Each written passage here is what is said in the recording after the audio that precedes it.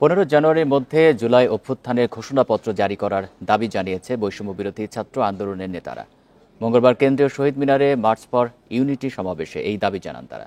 এছাড়াও শেখ হাসিনাকে দ্রুততম সময়ের মধ্যে দেশে ফিরিয়ে এনে বিচারের দাবি জানান ছাত্র নেতারা। বৈষম্য বিরোধী ছাত্র আন্দোলনের মার্চ ফর ইউনিটির কর্মসূচি ঘিরে পুরো শহীদ মিনার এলাকা পরিণত হয় জনসমুদ্রে। দেশের নানা প্রান্ত থেকে বিভিন্ন শ্রেণী পেশার মানুষ এতে অংশ নেন। ছিলেন জুলাই অভ্যুত্থানে আহতরা, অংশ নেন শহীদদের স্বজনরাও।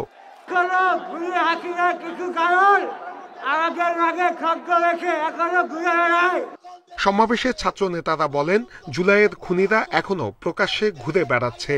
দ্রুত এদের বিচারের আওতায় আনতে হবে। দ্রুত বিচার করতে হবে বিডিআর হত্যাকাণ্ডের।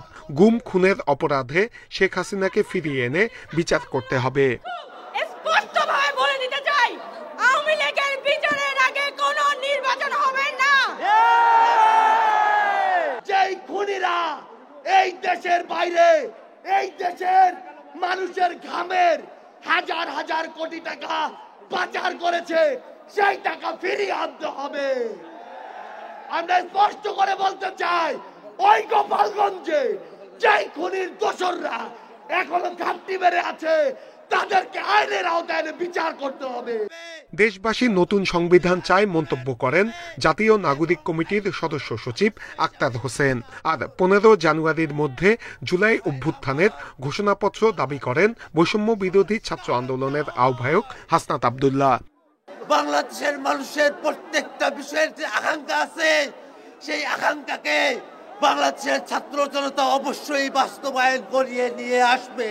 আমরা বলতে চাই, 15 জানুয়ারির মধ্যে আমাদের এই জুলাই গণঅভ্যুত্থানের ঘোষণাপত্র জারি করতে হবে। প্রশাসনে থাকা ফ্যাসিবাদের দোষরদের বিরুদ্ধে ব্যবস্থা নেওয়ার দাবিও জানায় ছাত্র নেতারা। এই ফ্যাসিবাদী সরকার খুনি হাসিনা। কেন্দ্রীয় শহীদ মিনার থেকে 3 আগস্ট বিশাল জনসমাগম থেকে শেখ হাসিনার পদত্যাগের এক দফা ঘোষণা করে বৈষম্য বিরোধী ছাত্র আন্দোলন। 5 আগস্ট গণ অভ্যুত্থানের মুখে দেশ ছেড়ে পালান শেখ হাসিনা। নূরে আলম, ইন্ডিপেন্ডেন্ট নিউজ, ঢাকা। বৈদ্যুতিক সংযোগের ত্রুটি থেকে সচিবালয়ে আগুন লেগেছে। এতে কোনো ব্যক্তির সংশ্লিষ্টতা ও বিস্ফোরকের আলামত পায়নি তদন্ত কমিটি। মঙ্গলবার সন্ধ্যায় প্রধান উপদেষ্টার কাছে তদন্ত প্রতিবেদন তুলে দিয়ে ব্রিফিং করে তদন্ত দল। কমিটির প্রধান নাসিমুল গনি জানান, আগুনে কোনো গুরুত্বপূর্ণ নথি পড়েনি বা ক্ষতিগ্রস্ত হয়নি। প্রশাসনের কেন্দ্রবিন্দু কেপি স্থাপনা সচিবালয়ে 25 ডিসেম্বর গভীর রাতে 7 নম্বর ভবনে একসাথে দুপাশ থেকে লাগে আগুন। স্থানীয় সরকার পরিচালনা সমবায় মন্ত্রণালয়ের কার্যক্রম পুরোটাই অ্যানালগ ভাবে হয়, পুরোটাই ফাইলে হয়। সুতরাং যে শাখাগুলোর নথিগুলো আসলে পুড়ে গেছে, সেগুলো কতটুকু রিকভার করা যাবে। দুর্ঘটনা না নাশকতা তা খতিয়ে দেখতে 8 সদস্যের তদন্ত কমিটি করে মন্ত্রিপরিষদ বিভাগ। সোমবার প্রাথমিক প্রতিবেদন দেওয়ার কথা থাকলেও মঙ্গলবার জমা দেয় কমিটি। পরে সংবাদ সম্মেলনে তদন্ত কমিটির প্রধান জানান, বৈদ্যুতিক সংযোগের ত্রুটি থেকে আগুন লেগেছে, কোনো ব্যক্তির দায়ে পাওয়া যায়নি। লুজ কানেকশনের কারণে ইলেকট্রিসিটি থেকে আগুনটার উৎপত্তি হয়েছে। এটা হলো প্রাথমিক আমাদের অনুসন্ধান, এবং এতে এখন পর্যন্ত কোনো রকমের অন্য কোনো ব্যক্তির কোনো সংশ্লিষ্টতা আমরা খুঁজে পাইনি। প্রতিটা রুমে হেঁটে হেঁটে ঘুরে দেখেছি, আমরা সবাই গিয়েছি। কয়েকটা রুমে পড়েছে, কিন্তু নথি যেখানে থাকে সেখানে কিছু পড়ে নিয়ে পর্যন্ত। তদন্ত কমিটি আরও জানান, পড়ে যাওয়া ফ্লোরগুলোতে কোনো ধরনের বিস্ফোরকের আলামত মেলেনি। কয়েকবার করে টেস্ট করে আসলে আমরা কোনো ধরনের এক্সপ্লোসিভ ব্যবহার করার মতো কোনো ধরনের সংশ্লিষ্টতা আমাদের নেই। আর ফায়ার সার্ভিস সিভিল ডিফেন্স থেকে যে নমুনাটা আমরা পেয়েছি, এই নমুনাতে আসলে কোনো ধরনের এক্সপ্লোসিভ কন্টেন্ট ছিল না। ব্রিফিংয়ে ফায়ার সার্ভিস জানায়, করিডোরে আগুন থাকায় নেভাতে দেরি হয়েছে, আর ইন্টেরিয়র ডিজাইনের কারণে আগুন ছড়িয়েছে বেশি। সাতগুলিতে প্রচুর ইন্টেরিয়র ডিজাইনের জিনিসপত্র ছিল, এবং এখানে বৈদ্যুতিক কেবল এবং অন্যান্য তারের একটা সমাবেশ ছিল। এগুলো আগুনটা ছড়িয়ে পড়াতে বেশ সহযোগিতা করেছে। আগুন লাগা ভবনটি ভেঙে ফেলতে হবে না বলেও জানায় তদন্ত কমিটি। আল আমিন হোসেন, ইন্ডিপেন্ডেন্ট নিউজ, ঢাকা। পদ ও পদোন্নতি সংক্রান্ত দাবি নিয়ে ২৬টি ক্যাডারের কর্মকর্তা সহ বিভিন্ন পর্যায়ের কর্মচারীদের কর্মসূচির বিরুদ্ধে কঠোর বার্তা দিয়েছে সরকার। সরকারি কর্মচারী আচরণ বিধিমালার কথা স্মরণ করিয়ে দিয়ে জনপ্রশাসন মন্ত্রণালয় বলেছে, কেউ বিধি লঙ্ঘন করলে অসদাচরণের দায়ে ব্যবস্থা নেওয়া হবে। আজ মঙ্গলবার জনপ্রশাসন মন্ত্রণালয় এক বিজ্ঞপ্তিতে এই কঠোর বার্তা দিয়েছে। সেখানে বলা হয়েছে, সম্প্রতি বিভিন্ন পদমর্যাদার কিছু সরকারি কর্মচারী বিভিন্ন দাবি দাওয়া নিয়ে সমাবেশ, অবস্থান ধর্মঘট, মানববন্ধন সহ নানা কর্মসূচি পালন করছেন। এই কারণে সরকারি কর্মচারীদের ভাবমূর্তি ক্ষুণ্ণ হচ্ছে। এছাড়া ইদানিং দেখা যাচ্ছে সরকারের কোনো সিদ্ধান্ত, আদেশ বা সংস্কার কার্যক্রম বাস্তবায়ন সম্পন্ন হওয়ার আগেই সে বিষয়ে বিভিন্ন সামাজিক যোগাযোগ মাধ্যমে বিরূপ মন্তব্য সহ বিবৃতি প্রকাশ করা হচ্ছে, যা সরকারি কর্মচারী আচরণ বিধিমালার পরিপন্থী।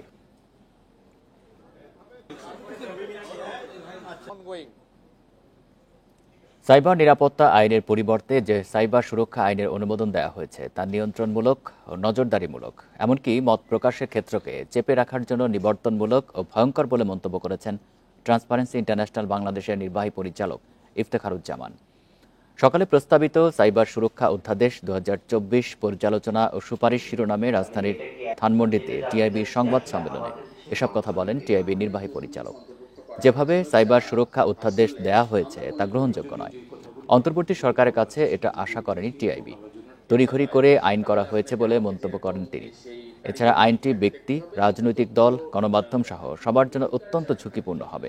অনেকাংশেই আগের আইনেরই পুনরাবৃত্তি উল্লেখ করে ইফতেখারুজ্জামান বলেন, অংশীজনদের মতামত না নিয়ে কেন করা হলো তা বোধগম্য নয়। অন্তর্বর্তী সরকারের আমলে এমন একটি আইন করা হলো তা এই সরকারের জন্যই বিব্রতকর। আমরা যদি আইনটার শব্দ এবং বিটুইন শব্দ, লাইন এবং বিটুইন দ্য লাইন যদি বোঝার চেষ্টা করি, সংবাদ মাধ্যম সহ সকল মানুষের মত প্রকাশের স্বাধীনতা, তথ্য প্রকাশের স্বাধীনতা, বাক স্বাধীনতা, সংগঠনের স্বাধীনতা সম্পূর্ণভাবে ঝুঁকির সম্মুখীন হবে, অপব্যবহারের সুযোগ সৃষ্টি হবে এই আইনের মাধ্যমে। কোনো সন্দেহ নেই যে যদি এইভাবে আইনটি অর্ডিন্যান্সটি যদি শেষ পর্যন্ত অনুমোদিত হয়ে যায়, এটা অত্যন্ত ঝুঁকিপূর্ণ একটা আইন হবে। 31st নাইট ও খ্রিস্টীয় নববর্ষ 2025 উপলক্ষে বাসাবাড়ির ছাদ, উন্মুক্ত স্থান, পার্কে যে কোনো ধরনের আতশবাজি, পটকা ফোটানো বন্ধে কঠোর ব্যবস্থা নিতে আইনশৃঙ্খলা রক্ষাকারী বাহিনী সহ সংশ্লিষ্টদের প্রতি নির্দেশ দিয়েছেন হাইকোর্ট। মঙ্গলবার সুপ্রিম কোর্টের এক আইনজীবীর করা রিটের শুনানি নিয়ে বিচারপতি মোহাম্মদ জাহাঙ্গীর হোসেন ও বিচারপতি কে এম রাশেদুজ্জামান রাজার সমন্বয়ে গঠিত হাইকোর্ট বেঞ্চ এই আদেশ দেন। রিটের পক্ষে শুনানি করেন আইনজীবী মোহাম্মদ আশরাফুজ্জামান। আইনজীবী জানান, এই রিটে রাত 11টা থেকে 1টা পর্যন্ত 31st নাইট উপলক্ষে তীব্র সাউন্ড দিয়ে কোনো অনুষ্ঠান না করা এবং বাসাবাড়ির ছাদে আতশবাজি, পটকা ফোটানো ও ফানুস ওড়ানো বন্ধে নির্দেশনা চাওয়া হয়েছে। এছাড়া 31st নাইট উপলক্ষে রাত 10টা থেকে সড়ক, পার্ক ও উন্মুক্ত স্থানে জনসমাগম বন্ধের নির্দেশ চাওয়া হয়েছে।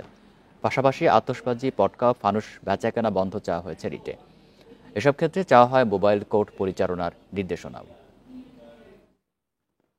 রাত্রে 11টা থেকে 1টা পর্যন্ত গ্যাদারিং করা যাবে না, এই লক্ষ্যে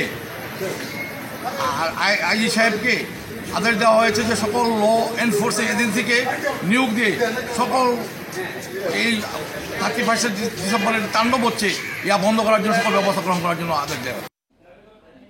31st নাইটে নিরাপত্তা কঠোর অবস্থানে পুলিশ। আইন অমান্য করলে মোবাইল কোর্ট সহ জেল জরিমানার কথা বলছে ডিএমপি। এছাড়া ঢাকায় অতিরিক্ত 3000 পুলিশ মোতায়েন থাকবে। সন্ধ্যার পর উন্মুক্ত স্থানে কোনো ধরনের অনুষ্ঠান, সভা সমাবেশ, গণজামায়াত, নাচ গান, সাংস্কৃতিক অনুষ্ঠান, র্যালি ও শোভাযাত্রা করা যাবে না। এবারের প্রেক্ষাপট কিছুটা ভিন্ন। 5 আগস্ট ক্ষমতার পট পরিবর্তনে আইনশৃঙ্খলা রক্ষায় পুলিশের পাশাপাশি মাঠে আছে সেনাবাহিনী। 31st নাইট ও ইংরেজি নববর্ষ 2025 উপলক্ষে বিশেষ নিরাপত্তা ব্যবস্থা নেওয়া হয়েছে। সকালে ডিএমপি মিডিয়া সেন্টারে এক সংবাদ সম্মেলনে 11 দফা নির্দেশনা জানায় ডিএমপি। বলা হয়, ঢাকা মহানগর এলাকায় যে কোনো ধরনের আতশবাজি, পটকা ফোটানো ও ফানুস ওড়ানো নিষিদ্ধ। আর পরিবেশ অধিদপ্তর জানায়, শব্দ দূষণ ও আইন অমান্য হলেই মোবাইল কোর্টে জরিমানা সহ আইনি ব্যবস্থা নেওয়া হবে। পর্যাপ্ত সংখ্যক ম্যাজিস্ট্রেট ডিপ্লয়েড থাকবে। আমরা কিন্তু সমগ্র দিনব্যাপী এমনকি রাত্রেও আমাদের কর্মকাণ্ড অব্যাহত থাকবে। বিধিমালার ব্যত্যয় ঘটালে অর্থাৎ শব্দ দূষণ সৃষ্টি হলে তার কি শাস্তি হবে, শাস্তি আপনারা জানেন। উত্তরার দিকে দিয়াবাড়ি 18 নম্বর সেক্টর, যেটা মেট্রো রেলের নিচ দিয়ে ওখানে কিছু রেস্টুরেন্ট বসে, বিকালে ওখানে ঘুরতে যায়, ওখানে একটা সমাগম হবে বলে আমরা মনে করতেছি। ওইদিকে বেশি ডিপ্লয়মেন্ট থাকবে, কম বেশি ঢাকা শহরের সব জায়গায় ডিপ্লয়মেন্ট থাকবে, কিছু কিছু পয়েন্টে বেশি থাকবে। ডিএমপি জানায় 31 ডিসেম্বর সন্ধ্যা থেকে পরদিন সকাল 8টা পর্যন্ত ঢাকা মহানগরের সব বার বন্ধ থাকবে। গুলশান, 300 ফিট, বনানী, বারিধারা ও উত্তরা 18 নম্বর সেক্টর সহ 21টি পয়েন্টে থাকবে বিশেষ চেকপোস্ট। সীমিত থাকবে এসব এলাকার জনসাধারণের চলাচল। মোতায়েন থাকবে অতিরিক্ত 3000 পুলিশ। ঢাকা বিশ্ববিদ্যালয় এলাকায় রাত 8টার পর বহিরাগত প্রবেশ নিষিদ্ধ থাকবে। সারা পৃথিবীর অধিকাংশ দেশে এটি নববর্ষ, আমাদের নয়। দ্বিতীয়ত, আমরা এবছর পারি নাই, পরিবেশ উপদেষ্টা মহোদয় আমাকে বলছিলেন, কিন্তু আমরা এবছর পারি নাই, আগামী বছর ইনশাল্লাহ করব। সেটা হলো সারা শহরে নয়, আপনি একটি নির্দিষ্ট স্থানে এই কাজটি করবেন। হাতিরঝিলে সন্ধ্যার পর কোনো অনুষ্ঠান করা যাবে না, তবে আবাসিক হোটেলে সীমিত পরিসরে অনুষ্ঠান করা যাবে। Arafatur Rahman, independent News, Dhaka. বিভেদ নয়, জাতীয় স্বার্থে সবাইকে এক থাকতে হবে বলে মন্তব্য করেছেন জামায়াতে ইসলামীর আমির ডাক্তার শফিকুর রহমান। সোহরাওয়ার্দী উদ্যানে ছাত্র শিবিরের কেন্দ্রীয় সদস্য সম্মেলনে এই মন্তব্য করেন তিনি। জাতীয় নাগরিক কমিটির মুখ্য সংগঠক সার্জিস আলম বলেন, যে কোনো অপশক্তিকে রুখে দিতে সবাইকে একসঙ্গে কাজ করতে হবে। শিক্ষা অধিকার প্রগতির মূল 15 বছর পর ইসলামী ছাত্র শিবিরের কেন্দ্রীয় সদস্য সম্মেলন সোহরাওয়ার্দী উদ্যানে। এই সম্মেলনে অংশ নেন সারা দেশের কয়েক হাজার নেতাকর্মী। অনুষ্ঠানে যোগ দেন লেবার পার্টি, জাতীয় পার্টির একাংশ এবং কয়েকজন ছাত্র নেতা। দেশ গঠনে জাতীয় ঐক্যের উপর গুরুত্ব দেন তারা। আমাদের চিন্তা ভাবনা যতদিন সৎ থাকবে, আমাদের কাজ যতদিন দেশ ও দেশের মানুষের জন্য থাকবে, ততদিন খুনি হাসিনার মতো যারাই আমাদের প্রতিবন্ধকতা হিসেবে সামনে আসুক না কেন, আমরা ঐক্যবদ্ধভাবে তাদেরকে প্রতিহত করতে পারবো। অনুষ্ঠানে জামায়াত নেতারা বলেন, রাজনৈতিক পট পরিবর্তনের সুযোগ কাজে লাগাতে হবে রাজনৈতিক দলগুলোকেই। এজন্য দলের ভেতরেও সংস্কার জরুরি। নির্বাচিত সরকারের হাতে ক্ষমতা হস্তান্তরের অভিযাত্রাকে যদি কোন চক্রান্ত থামিয়ে দিতে পারে, অন্তর্বর্তীকালীন এই সরকারকে যদি কেউ ব্যর্থ করে দিতে পারে, মনে রাখবেন জাতির জন্য একটি মহা দুর্যোগ অপেক্ষা করছে। প্রধান অতিথির বক্তব্যে জামায়াতের আমির ডাক্তার শফিকুর রহমান বলেন, আওয়ামী লীগ আমলের সব হত্যার বিচার করতে হবে। নিজ দেশের মানুষ হত্যাকারীদের রাজনৈতিক দল থাকতে পারে না। নিজের দেশের মানুষকে হত্যা করে গদি রক্ষার জন্য তারা কখনো রাজনৈতিক দল হতে পারে না। জাতীয় ঐক্যে বিভ্রান্তি সৃষ্টি হয়, জাতীয় ঐক্যের কোনো ক্ষতি হয়, এই ধরনের সকল হঠকারী আচরণ থেকে সংশ্লিষ্ট সকলকে আমরা বিরত থাকার জন্য আহ্বান জানাবো। আমরা অনুরোধ করব, বিভেদ নয় ঐক্য চাই, সবাই মিলে দেশ গড়তে চাই, এই স্লোগানের ভিত্তিতে আমরা সামনে এগিয়ে যাই। তিনি আরো বলেন, ৭১-এর স্বাধীনতার সুফল ভোগ করতে পারেনি জাতি। একটি গোষ্ঠী স্বাধীনতাকে পাশের দেশের হাতে তুলে দিয়েছিল। মুক্ত স্বাধীন দেশ। Hasan Misbah, Independent News, Dhaka. Myanmar ঘেঁষা সীমান্ত পুরোপুরি বাংলাদেশের নিয়ন্ত্রণে আছে, তাই শঙ্কার কোনো কারণ নেই বলে জানিয়েছেন স্বরাষ্ট্র উপদেষ্টা জাহাঙ্গীর আলম চৌধুরী। বলেন, ভারতীয় সীমান্ত পরিস্থিতি নিয়ে সজাগ সরকার। সকালে চট্টগ্রামে বর্ডার গার্ড বাংলাদেশের অনুষ্ঠানে তিনি আরও বলেন, বিজিবি সীমান্তে এখন থেকে পিঠ দেখাবে না। চট্টগ্রামের সাতকানিয়ায় Baitul Izzat border guard training centre and college parade গ্রাউন্ডে সকালে বিজিবির ১০২তম রিক্রুট ব্যাচের প্রশিক্ষণ সমাপনী কুচকাওয়াজ অনুষ্ঠানে প্রধান অতিথি হিসেবে যোগ দেন স্বরাষ্ট্র উপদেষ্টা জাহাঙ্গীর আলম চৌধুরী। এ সময় সীমান্ত রক্ষায় সৈনিকদের দিক নির্দেশনা দেন স্বরাষ্ট্র উপদেষ্টা। সীমান্তে রতন্দ্র প্রহরী হিসেবে দেশের জন্য জীবন উৎসর্গ করার শপথ নেন নবীন সৈনিকরা। পরে গণমাধ্যমের সঙ্গে চলমান সীমান্ত পরিস্থিতি নিয়ে কথা বলেন তিনি। বলেন, মিয়ানমার সীমান্ত নিয়ে শঙ্কার কোনো কারণ নেই। বর্ডার সম্পূর্ণ আমাদের নিয়ন্ত্রণে আছে, কিন্তু আপনারা জানেন যে আরাকান আর্মি এবং মিয়ানমার আর্মির সাথে যে যুদ্ধে আরাকান আর্মি আমাদের যে অপোজিটের যে জায়গাগুলি, ওই জায়গাটা তারা দখল করে নিচ্ছে।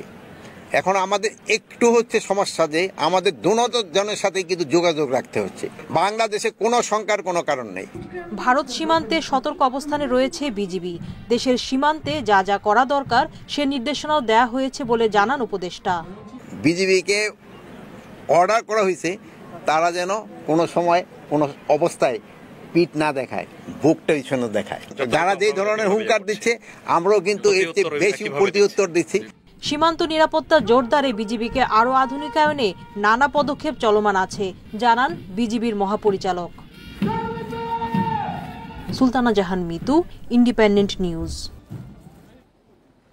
সংবিধান সংস্কার কমিশন সহ 6 সংস্কার কমিশনের প্রতিবেদন 31 ডিসেম্বরের মধ্যে জমা দেওয়ার কথা থাকলেও এখনো পর্যন্ত কোনো কমিশন প্রতিবেদন জমা দেননি। মন্ত্রিপরিষদ বিভাগ থেকে জানা গেছে 6 সংস্কার কমিশনে সময় বাড়িয়ে নিয়েছে।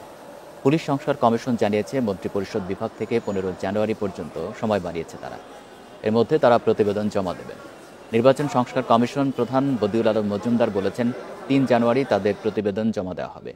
দুদক সংস্কার কমিশন প্রধান ইফতেখারুজ্জামান বলেন 3 অক্টোবর সংস্কার কমিশন গঠন করা হলেও তারা কাজ শুরু করেছে 7 অক্টোবর। তাই 7 জানুয়ারির মধ্যে তারা প্রতিবেদন জমা দেবেন। সংবিধান সংস্কার কমিশন থেকে জানা গেছে আগামী 7 জানুয়ারি তাদের প্রতিবেদন জমা দেবেন প্রধান উপদেষ্টার কাছে।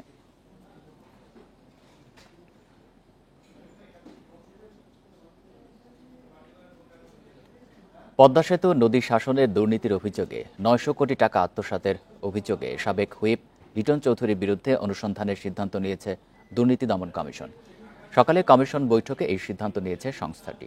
এছাড়া ভাঙা রেল স্টেশন নির্মাণে দুর্নীতির টাকা আত্মসাতের ঘটনায় সাবেক রেলমন্ত্রী নুরুল ইসলাম সুজন ও মুজিবুল হকের বিরুদ্ধে অনুসন্ধান শুরু করেছে প্রতিষ্ঠানটি। প্রথম অবস্থায় এই স্টেশন নির্মাণ ব্যয় 9 কোটি টাকা ধরা হলেও পরে ব্যয় বাড়িয়ে করা হয় 150 কোটি টাকা। পাশাপাশি স্বর্ণ চোরাচালান করে 1000 কোটি টাকার অবৈধ সম্পদ অর্জনের অভিযোগে স্বর্ণ ব্যবসায়ী দিলীপ কুমার আগরওয়াল ও এনামুল হকের বিরুদ্ধেও অনুসন্ধান শুরু করেছে সংস্থাটি।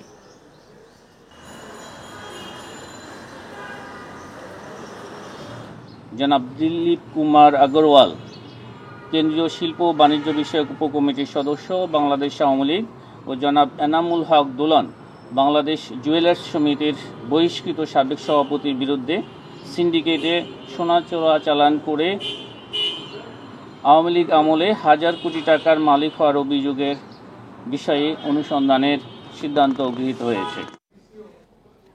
কিশোরগঞ্জে ভৈরবে নিখোঁজের 8 ঘণ্টা পর শিশু সাহাল আহমেদের মরদেহ উদ্ধার হয়েছে। প্রতিবেশীর ঘরের ওয়ার্ড্রোবে মেলে মরদেহ। এই ঘটনায় প্রতিবেশী মোহাম্মদ হাসানকে গ্রেপ্তার করেছে পুলিশ। ধারণা করা হচ্ছে মা প্রেমের প্রস্তাব ফিরিয়ে দেয় সাহালকে হত্যা করা হয়েছে। সোমবার বিকেলে নিখোঁজ হয় 3 বছরের শিশু সাহাল আহমেদ। পরে পুলিশকে জানালে রাতে প্রতিবেশী হাসানের ঘরে তল্লাশি চালানো হয়। তার ওয়ার্ড্রবের ভেতরেই মেলে শিশুটির মরদেহ। স্বজনদের অভিযোগ, প্রতিবেশী হাসান প্রায়ই সাহালের মা মোমেনা বেগমকে প্রেমের প্রস্তাব দিতেন। তাতে রাজি না হওয়ায় সাহালকে হত্যার পর লুকিয়ে রাখে হাসান।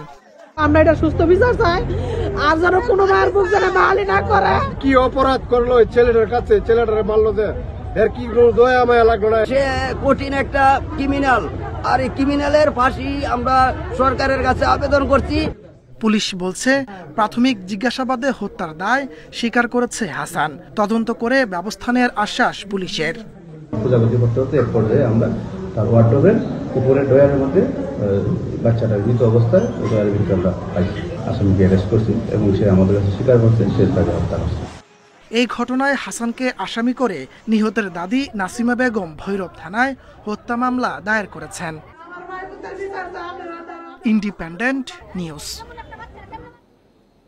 উৎসবমুখর পরিবেশে খ্রিস্টীয় নতুন বছর 2025 সালকে স্বাগত জানালো নিউজিল্যান্ড ও অস্ট্রেলিয়া। আয়োজন করা হয় জমকালো আতশবাজির। এরপর বর্ষবরণ করে জাপান ও উত্তর কোরিয়ার মানুষ। নানা আয়োজন চলছে যুক্তরাষ্ট্র, ইউরোপ সহ বিশ্বের নানা দেশে। সংঘাত বা যুদ্ধ নয়, শান্তির প্রত্যাশায় নতুন বছর বরণ করছে বিশ্ববাসী।